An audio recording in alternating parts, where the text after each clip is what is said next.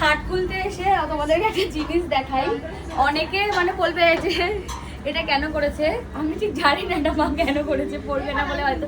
এটা আমার অবস্থা দেখো আখি কানা, এটা আমার মার বিয়ের শাড়ি। দেখ আমার মা এটা কি করেছে, কাঁথা বানিয়েছে। ওর মাথায় লাগবে প্লাস এটা ছিড়বে। এটা ছিড়িস না, ছিড়িস না। ও চড়লে বসে ওর খুব মজা লাগছিল, চড়ে আসলো। তোমাদের বলি আগেকার দিনের মানুষ কেন এরকম হতো, বিয়ের শাড়ি মানে স্মৃতি হিসাবে রেখে দেবে। আমার বিয়ের শাড়ি কালকে দিয়ে দিচ্ছিল জানিস, আমি বলেছি তোমার শাড়ি তোমার একটা স্মৃতি থাকবে।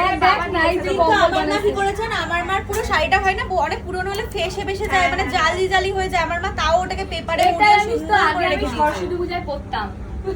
হ্যাঁ আগে তো মায়ের শাড়ি পরতাম। আমি আর কিছু বলতে চাই। সরস্বতী পূজায় পরতে কিছু জন্ম হয়েছে ছোটবেলায়, বড়দের মতো কথা।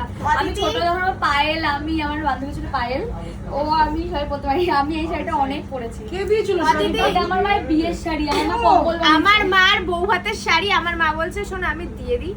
আমি বলছি তোমাকে বাবা দিয়েছে শাড়িটা তুমি কেন দেবে? তাহলে মায়েরা এরকমই হয়, মানে ওরও কাঁথা বানিয়েছে। আগেকার দিনে এরকম কিন্তু প্রিয়স্মিতার মা রেখে দিয়েছে।